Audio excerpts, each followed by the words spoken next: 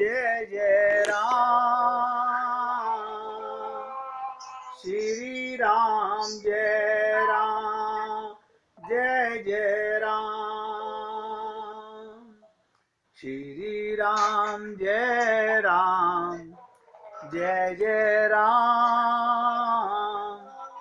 श्री राम जय राम, जय जय राम,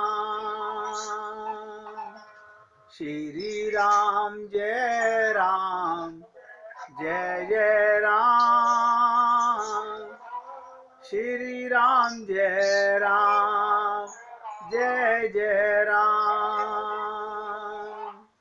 श्री राम जय राम, जय जय राम, श्री राम जय राम, जय जय राम। देखिए वेद व्यास जी क्या कहते हैं, बहुत ध्यान से सुनिएगा, सबसे ज्यादा इंपॉर्टेंट है।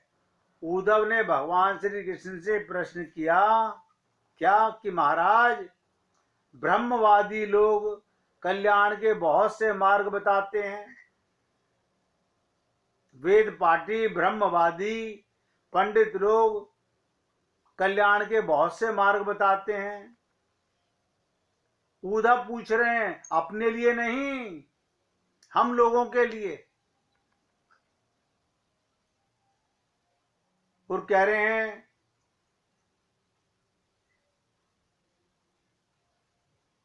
इनमें से कौन सा सत्य है कौन सा असत्य है, कृपया करके आप समझाइए और ये भी बताइए इतने मार्ग क्यों बनाए गए। एक व्यक्ति लाखों प्रकार के मार्ग सुनता है, पढ़ता है, अतः कुछ निश्चय नहीं कर पाता। हम क्या करें, भला अंधा व्यक्ति जिसके आंखें नहीं हैं वो कैसे निर्णय करे। तो भगवान श्री कृष्ण ने क्या उत्तर दिया, मैं आप सबसे निवेदन करूंगा बहुत एकाग्रता से सुनने का, ध्यान से सुनिएगा। भगवान कहते हैं मैंने अपनी वेद वाणी में,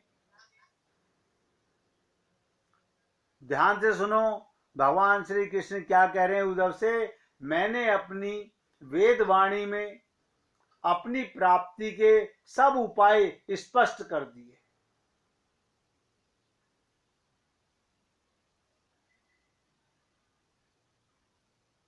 और क्या कहा, जितने भी संत आज तक हुए हैं, अभी हैं और आगे होंगे, ये सब माया के तीन प्रकाश की बुद्धि के अंडर में आते हैं। कोई सत्गुण की व्याख्या करता है, कोई रजोगुण की व्याख्या करता है, कोई तमोगुण की व्याख्या करता है। बहुत ध्यान से सुनिएगा। भगवान श्री कृष्ण उद्धव से कहते हैं क्योंकि जिस समय जो संत बोल रहा है उसके हृदय के अंदर सात्विक भाव हैं, राजस भाव हैं या तामसिक भाव हैं, मेरी वेद वाणी का वो अपनी बुद्धि से वही व्याख्या करेगा।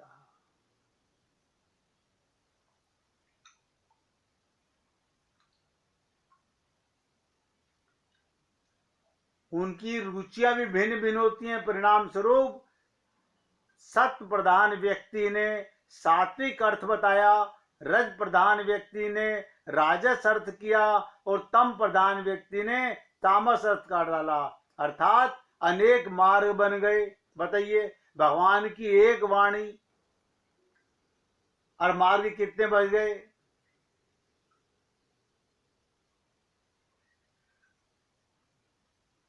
जैसे आप और हम लोग कहते ना हमारे खानदानी ये विचार है, हमारे खानदान का ये विचार है, हम वही चले आ रहे हैं पीढ़ी दर पीढ़ी, उसमें बदलाव नहीं करना चाहते।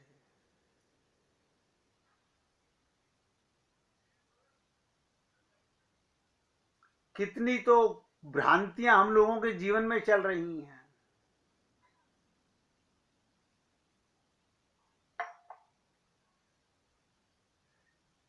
तो भगवान कहते हैं धर्म का पालन करना चाहिए, क्योंकि उससे बड़े बड़े स्वर्गीय, बहुत से लोग कहते हैं, कुछ लोग कहते हैं मूर्खता है, अपनी इच्छाओं को मारकर कष्ट सहकर धर्म किया तो क्या फायदा हुआ। बताओ, जितने प्रकार के लोग संसार में मिलेंगे सब अपनी अलग अलग बात बनाएंगे, और भगवान कहते हैं मैंने अपनी प्राप्ति का सबसे सरल मार्ग बताया था, भक्ति, केवल भक्ति, प्रेम सबसे सरल मार्ग था। लेकिन लोगों ने अलग अलग संतों के पास जाकर अलग अलग बातें सुन करके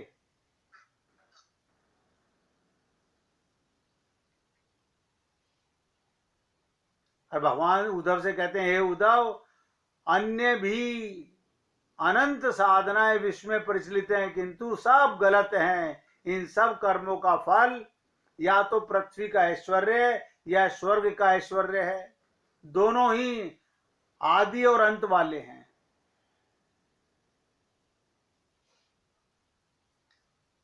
कितने भी धर्म कर्म कर लीजिएगा, इससे भगवान की प्राप्ति कभी किसी को नहीं।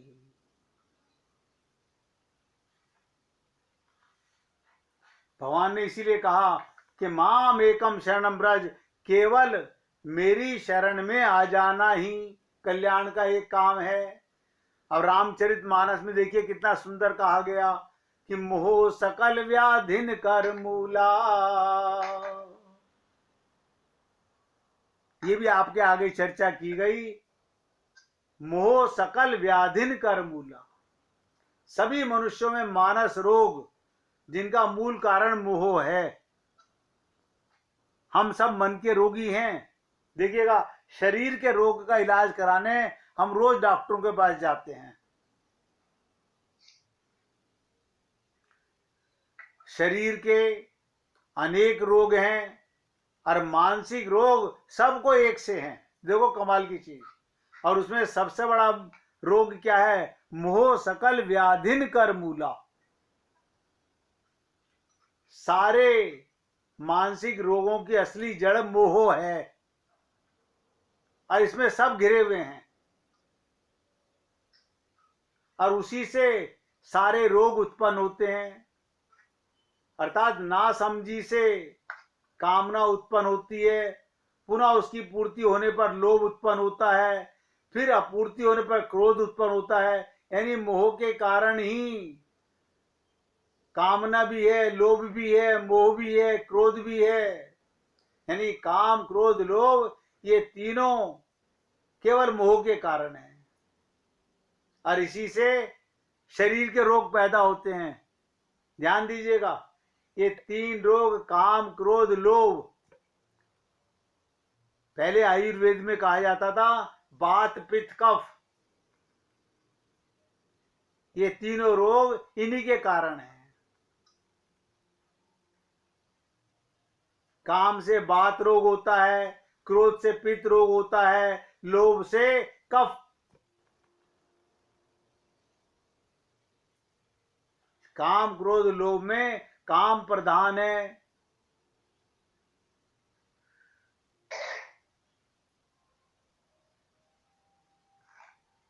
और सारे एक मोह के कारण पैदा होते हैं। इसका इलाज पूछा गया तो तुलसीदास जी ने बताया, इलाज का प्रश्न बड़ा गंभीर है। अब बताइए, उस इलाज को कौन करना चाहता है? हम शरीर के रोग मार लेते हैं, मन के रोग तो फिर अंदर ही रहते हैं, वो फिर उठ उठ के बाहर आ जाते हैं। शरीर में हाँ 3 साल तक तो बीमारी नहीं, फिर दोबारा से हो गई। कारण क्या था? असली रोग मानसिक रोग तो मरे नहीं। इसलिए कहा गया मोह सकल व्याधिन कर मूला। तो जब पूछा गया तुलसीदास जी से कि इनका इलाज भी तो कोई होगा, उन्होंने कहा है। क्या इलाज है? नेम, धर्म, आचार, तप, योग, यज्ञ, जप, दान, भेजस पुनि कोटिन करी, रुज न जाए हरियान। क्या मतलब? कितने नियम कर लो, कितने धर्म कर लो, कितने आचार तप योग यज्ञ जप कर लो, करोड़ों औषधियां करने पर भी ये मानस रोग नहीं जाते। सब नोट कर लें इस बात को। करोड़ों उपाय कर लीजिए, धर्म के, आचार के, तप के, योग के, यज्ञ के, जप के, दान के, करोड़ों औषधियां करने के बाद भी मानस रोग नहीं जाते। इसका मतलब ये मत समझना कि इलाज नहीं है, क्योंकि हम अपने मानस रोग को समझ ही नहीं पाते तो इलाज क्या खाक करेंगे। रामचरितमानस आपने खूब पढ़ी, बहुत से लोग तो कहते हैं अखंड रामायण पाठ किया हमने, 4 चौपाइयां पढ़ के अखंड रामायण पाठ हो गया। नहीं, आधा घंटा बैठे थे हम। अब बताइए, जब पढ़ा आपने तो यही भी पढ़ा होगा कि नेम धर्म आचार तप योग यज्ञ जप दान भेषज पुनि कोटिन करी रुज न जाए हरियान।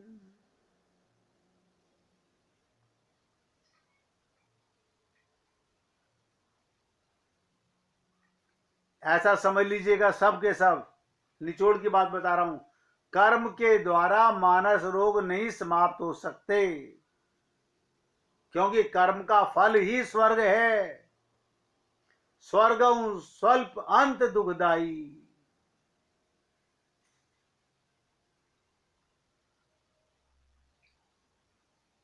कर्म से हमारा चरम परम लक्ष्य ईश्वर प्राप्ति की समस्या हल नहीं हो सकती।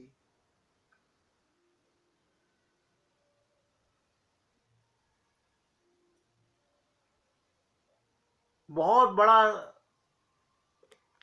समझने के लिए विषय है, कहत कठिन समझत कठिन, लेकिन जो कल्याण करना चाहता है उसके लिए कल्याण का मार्ग है।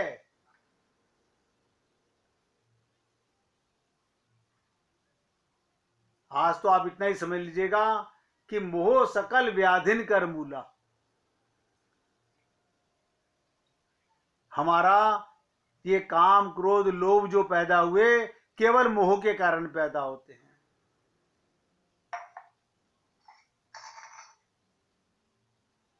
मानस रोग इतने बुरे हैं, भक्ति सीधी भक्ति करने चल दिए, मोह तो खत्म हुआ नहीं, काम क्रोध लोभ तो खत्म अंदर से हुआ नहीं।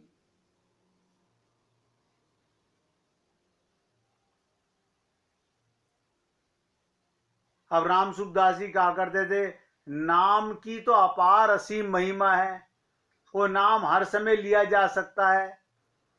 नाम का मतलब क्या होता है कि नामी का ध्यान करना, परमात्मा का ध्यान करना। राम राम बोलने की जरूरत नहीं है, परमात्मा का ध्यान कि 24 घंटे आपके सांस चल रहे हैं तो भगवान का ध्यान होना चाहिए, हर सांस में हो सुमिरन तेरा। काम धंधा करते उठते बैठते सोते जागते खाते पीते हर समय में भगवान का ध्यान किया जा सकता है। चैतन्य महाप्रभु कहते हैं भगवान के नाम में उन्होंने अपनी पूरी शक्ति महिमा रख दी है, और उसमें लेने में कोई बाधा नहीं, किसी समय लीजिए।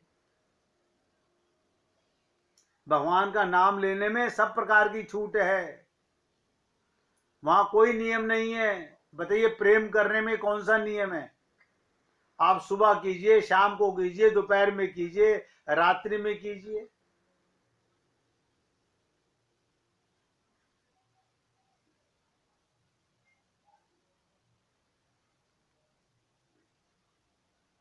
बहुत से लोग तो इतने झूठ बोलने वाले होते हैं, कहते हैं हमारा नाम लेना हमारे लिखा ही नहीं जीवन के अंदर। अरे बाबा, तुम जहां हो, दफ्तर में हो, दुकान पे हो, दिन में रात में सुबह शाम, संपत्ति में विपत्ति में सुख में दुख में भगवान को अपने साथ महसूस करना। बताइए, इसमें कौन सा तुम्हारा टका लग रहा है?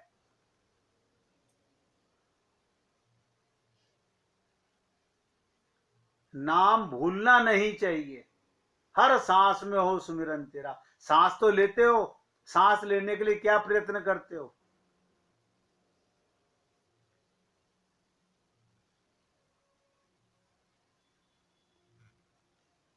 और मैंने आपको कई दिन पहले भी कहा था, आज फिर बोल रहा हूं, ध्यान से सुनिएगा, सुनिएगा। मैंने आपको कहा था एक उपाय, मन ही मन भगवान को प्रणाम करके थोड़ी थोड़ी देर में माथा झुका करके प्रार्थना कर लो, हे नाथ मैं आपको भूलू नहीं। बस बताइए, वो अपने मन में बोलना, हे नाथ मैं आपको भूलू नहीं, प्रभु आपको मैं भूलू नहीं। ऐसा मिनट, 2 मिनट, आधा मिनट, जरा सा ध्यान इधर उधर जाए, तुरंत कहो हे भगवान मैं आपको भूलू नहीं। सो के उठो तो, सोने बैठ जाओ तो, हे प्रभु आपको भूलू नहीं, ऐसा कहते रहो।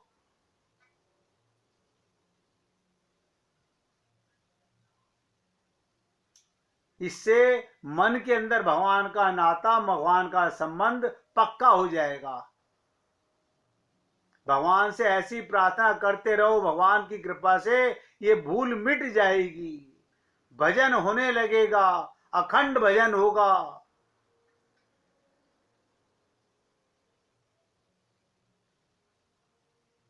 भगवान के नाम की धुन हृदय में अपने आप लग जाएगी, फिर आपको भीतर स्मरण करने का उद्योग करना नहीं पड़ेगा, चालू हो जाएगा। मगर इसके लिए अभ्यास तो करना पड़ेगा। अब हम लोग क्या सोचते हैं, कोई पैसे से दान करके काम बन जाए। हमारे पति बहुत पैसा कमाते हैं, अब पैसा कमाने से इसका क्या मतलब?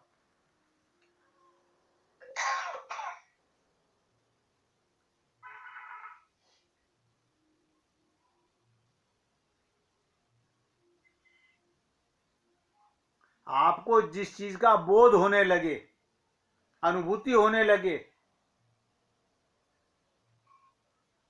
आपके विवेक में ये बात बैठ जाए, बुद्धि से बड़ा विवेक होता है। और मैंने कई बार आपसे निवेदन किया, बिनु सत्संग विवेक ना होई, और बिनु विवेक हरि कृपा ना होई। ध्यान से सुनिएगा। एक बार हनुमान जी और अर्जुन में विवाद छिड़ गया, हनुमान जी में और अर्जुन में। अर्जुन भी भगवान श्री कृष्ण के भक्त हैं और हनुमान जी श्री राम के भक्त हैं। दोनों अपने अपने इष्ट को अधिक बलि दे रहे हैं। वो कह रहे हैं राम ज्यादा बलशाली, वो कहते हैं कृष्ण ज्यादा बलि। बहस का अंत ना होते देख परीक्षा करने का निश्चय हुआ और शर्त हुई, जो हारेगा वो आत्महत्या कर ले। अर्जुन ने श्री कृष्ण का ध्यान किया और तुरंत समुद्र में एक विशाल बाणों का पुल बांध दिया। ध्यान से सुनिएगा। अर्जुन ने भगवान श्री कृष्ण का ध्यान किया और तुरंत समुद्र में एक विशाल बाणों का पुल बांध दिया। हनुमान जी से बोले, अब यदि तुम्हारे राम बलि हैं तो इस पुल को तोड़ दो, यदि ना तोड़ सके तो राम का पराक्रम कम माना जाएगा।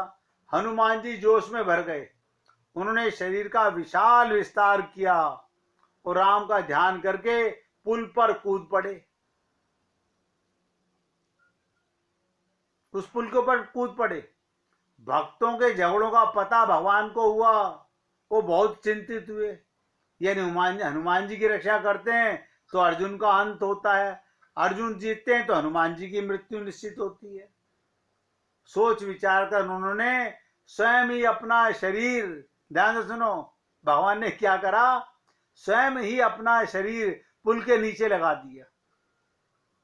हनुमान जी ने जैसे ही अपना कदम बढ़ाया कि उनके भार से भगवान का शरीर घायल होकर लहूलुहान हो गया, चारों ओर रक्त बहने लगा। हनुमान जी ने राम को पहचाना, वो कूदकर उनके पास पहुंचे और विकल होकर रोने लगे। अर्जुन ने भी श्री कृष्ण रूपी भगवान को पहचाना, वो भी रोने लगे। भगवान ने समझाया, अच्छा होता आप लोग विवेक से काम लेते, ना कोई राम में अंतर ना कोई कृष्ण में अंतर है, वो एक ही पर्सनैलिटी के दो नाम हैं। भगवान ने कहा मैं एक हूं, मेरे ही अनेक रूप संसार में फैले हैं, इसलिए किसी से झगड़ा नहीं करना चाहिए। कोई विवाद आए उसे विवेक से हल कर लेना चाहिए।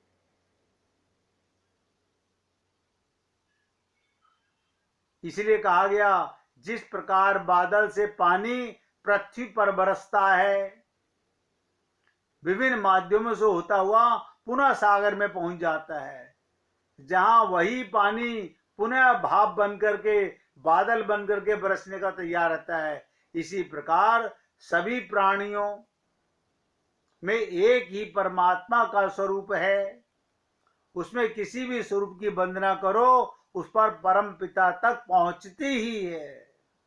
कभी आपस में ये जिद बहस नहीं करनी चाहिए कि मेरा भगवान बड़ा या तुम्हारा नाम बड़ा।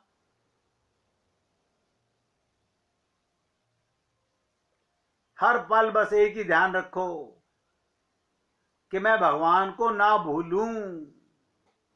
अगर आप निरंतर ये जाप करते रहें, थोड़ी थोड़ी देर में, हे नारायण मैं आपको ना भूलूं, हे गोविंद मैं आपको ना भूलूं, हे भगवान मैं आपको ना भूलूं, आदत पड़ जाएगी, भूल होगी ही नहीं, मन संसार में भटकेगा नहीं। और आज जो मैंने आपसे चर्चा की है कि मोह सकल व्याधिन कर मूला, इसकी डिटेल में चर्चा अब कल करेंगे आपके साथ में। आज सत्संग को यहाँ विराम दे रहा हूँ और आप सब पुण्य आत्माओं से निवेदन कर रहा हूँ, केवल बंदरों की तरह भगवान को खोजने मत जाइए। दृढ़ संकल्प करके, भगवान तुम्हारे अंदर बैठा हुआ है। भगवान तो कहते हैं मोह को तू क्या ढूंढे रे बंदे, मैं तो तेरे पास। आप खोने का प्रयत्न कीजिए, खोजने मत जाइए। जितना संसार का सुमरन कम करेंगे उतना भगवान का सुमरन बढ़ेगा। हम सारा दिन संसार की चक चक बक बक से बाज नहीं आते, इसलिए भगवान का ध्यान नहीं लगा पाते। चलिएगा, अब 1 मिनट कीर्तन करेंगे। गोविंद मेरो है, गोपाल मेरो है। आवाज नहीं आ रही भाई? बाकी सबके पास तो आ रही है, आप सबको आवाज आ रही है मेरी? नहीं, और तो कोई भक्त बोल ही नहीं रहा। अब चली गई आवाज, सबकी चली गई।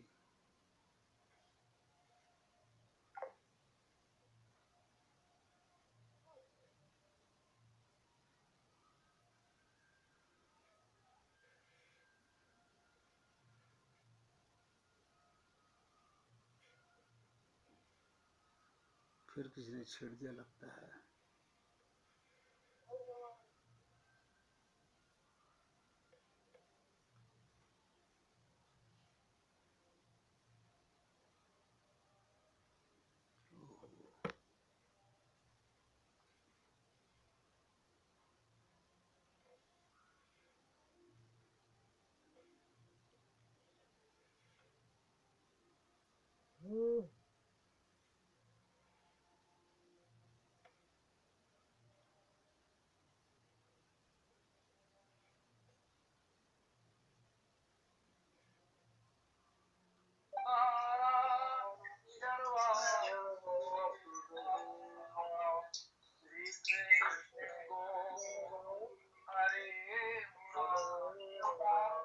हे नाथ नारायण वासुदेवा, श्री कृष्ण गोविंद हरे मुरारी। हे नाथ नारायण वासुदेवा, श्री कृष्ण गोविंद हरे मुरारी। हे नाथ नारायण वासुदेवा, बोलिए वृंदावन बिहारी लाल की जय। जय जय श्री राधे, जय जय श्री राधे। बोलिए लाल जी का मंगल हो, सभी भक्तों का मंगल हो। सबको राधे राधे भैया, सबको राधे राधे।